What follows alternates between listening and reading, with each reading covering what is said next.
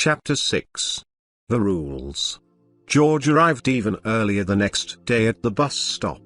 He sat on the bench and thought about work yesterday and how he had wanted to make an impact and get things moving in the right direction, but as usual one crisis had led to another, and he and his team had spent most of the day dealing with conflict and putting out fires rather than getting something done.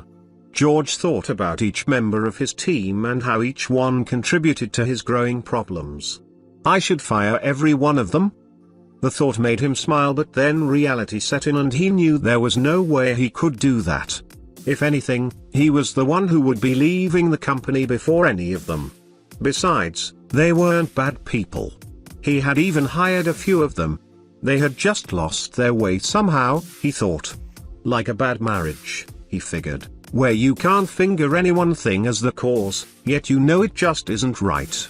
George was in such deep thought that he didn't hear bus number 11 pull up. When he looked up he saw Joy once again, at the wheel, and her smile made him smile. "Well, look who we have here today. How you doing, sugar? I didn't think I would see you again." "Me neither," answered George. "I was on the bus yesterday, too, but you weren't here. Where were you?" he asked. "Tuesday is my day off, sugar. It's the day I take care of my sick father. He can't remember anything anymore. He doesn't remember his name nor his pride and joy. Could you imagine not being able to remember me? Not easy to see your father every week and he has no idea who you are." "I'm sorry," said George, feeling bad that he hadn't thought she had a care in the world. "Everything is not always as it seems." "Don't be sorry, sugar. It's part of life. Every one of us got challenges. Everyone who comes on this bus has problems. Some got marriage problems, health problems, family problems, work problems, and some got all kinds of problems. It's part of life and I'm just another person on the bus who's got another problem." "But you're so happy and cheery," said George. "How do you stay so happy?" "It's just what I'm all about, sugar. It's because I love life. It's because I love you. And it's because I love me. How can I love myself if I don't love you? How could I love myself if I don't love everyone? You see, we're all connected and I love it all. Even the ones who are hard to love." "Like me," George thought. "Yes, like you, George," she said, reading his mind. "And how about you?" she asked. "What are you doing on my bus again? I thought we had seen the last of you after you ran off the bus faster than Carl Lewis at the 1984 Olympics. I consider myself blessed not once but twice with your presence, so please do tell." George told her about the flat tire, the repair shop, the brakes, and how he could have crashed if he had driven the car and how he would have to take the bus for about 2 weeks.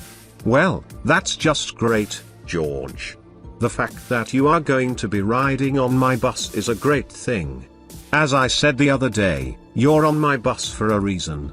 I didn't know why exactly then, but I do know now."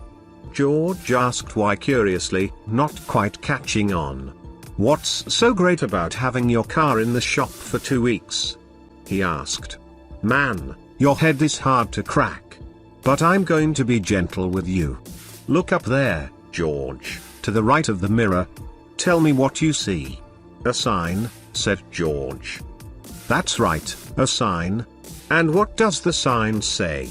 "It says, the 10 rules for the ride of your life." Underneath this headline was a list of 10 rules that George couldn't really make out. He didn't have his reading glasses on and the words were blurry. Besides, the sign's letters were handwritten and not very legible. "That's right, sugar. All my long-term passengers learn these 10 rules. We talk about them often. And now I get to share them with you. I'm so excited." She cheered. "Look at the big picture here, George. This ain't no coincidence. We got about 10 days on my bus together and I got 10 rules for the ride of your life." George squirmed a little in his seat. "I have enough rules in my life," he said. "Wife rules, home rules, little league rules. The last thing I want is more rules." Joy turned very serious for a moment.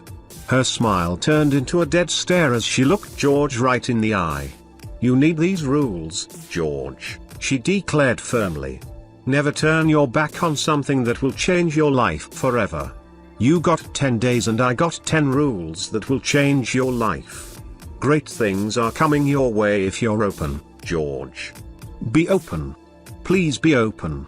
And at that she smiled brightly once again and asked, "Are you with me?" in a calm, firm voice that made it clear she wasn't taking no for an answer. "Yes," George answered, not believing he was actually agreeing to this. And all at once the entire bus cheered, "Yes! Yes! Yes!"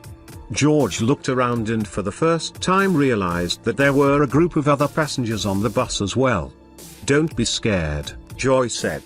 "We always chant yes when a new long-term passenger agrees to learn the 10 rules.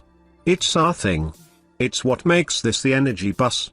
We're all about positive energy here and it's what makes the ride so great. You don't get more positive than the word yes. So are you ready to learn rule number 1? We've got 5 minutes before we get to your stop and this is a quick one." George nodded, still in a little shock.